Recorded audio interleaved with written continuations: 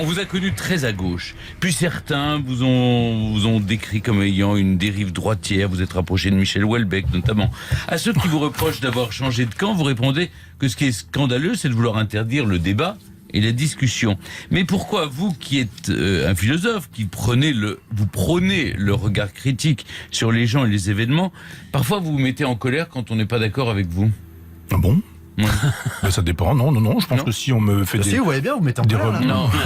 Non, si on fait des remarques sensées, j'accepte le débat. Maintenant, si on m'insulte, non. Vous avez démarré l'émission en disant effectivement que j'avais eu droit à tout. Islamophile, islamophobe, pédophile refoulé, etc.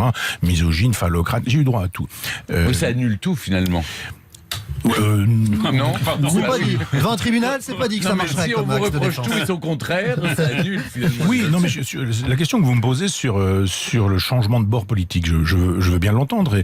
Et effectivement, il y a des moments où il faudrait prendre le temps d'expliquer. Oui. C'est-à-dire, on dit, vous avez soutenu Mélenchon. Je dis, attendez, est-ce qu'on peut s'entendre sur les conditions dans lesquelles la chose a été dite? C'est-à-dire, Mélenchon n'était pas candidat au présidentiel.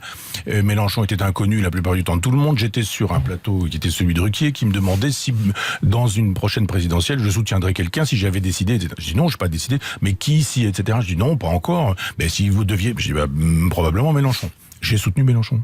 Mais j'ai dit, mais attendez, dans la configuration, il n'était pas encore candidat. Quand il est devenu candidat et qu'on l'a beaucoup entendu, il a dit donc beaucoup de bêtises, et à la première bêtise dite, j'ai dit non, je ne soutiens pas ce monsieur qui nous dit que Cuba n'est pas une dictature.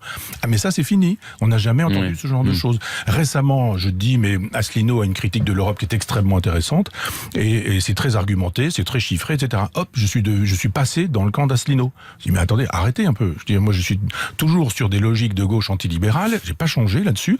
Il m'est arrivé de soutenir tel ou tel, ça a pu changer parce que les gens eux-mêmes changeaient quand ils arrivaient au pouvoir ou qu'ils devenaient candidats. Mais il y a eu effectivement un moment dans ma vie qui a changé ma perception des choses. Je pense que j'ai été victime du catéchisme de gauche pendant très longtemps, bêtement de gauche. Il faut du temps pour devenir adulte. Et il y a eu un moment donné où je le suis devenu assez rapidement, c'était le moment de mon Freud, parce que quand j'ai fait paraître ce Freud, j'ai vu toute cette gauche bien pensante fonctionner. Là, le rideau s'est ouvert et j'ai vu la mauvaise foi, la méchanceté, la malveillance, les tribunes contre moi. C'est ça, toute la gauche bien pensante qui dit allez hop, des papiers contre Onfray dans l'IB, dans Le Monde, et puis quand il y avait des papiers pour moi, on les mettait à la poubelle, on demandait d'écrire un papier de défense, je le passais, je l'envoyais, il ne passait jamais. Et quand j'ai vu la cabale, France Inter, l'IB, Le Monde, l'Obs, etc., je me suis dit, ah si c'est ça la gauche, c'est pas ma gauche.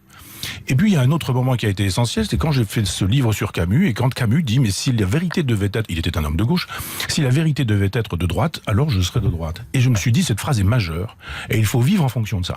Donc je ne suis plus dans cette logique du, il est de droite, il est de gauche, mais dans une logique du, est-ce qu'il dit est juste, est-ce que c'est bien, est-ce que c'est fondé, et si cette chose me paraît juste, fondée, après qu'elle vienne de la droite, même de l'extrême droite. En même temps, maintenant. Mais c'est ça, je dis, mais ça m'intéresse pas, en même temps, vous avez été parfois associé à mes critiques du en même temps, parce que je dis, mais il y a des idées qui me paraissent bonnes, et si elles viennent de la droite ou de la gauche, c'est pas mon problème. Non, mais c'est bien répondu. Voilà, on voulait vous laisser le temps de répondre. On va parler de patrimoine dans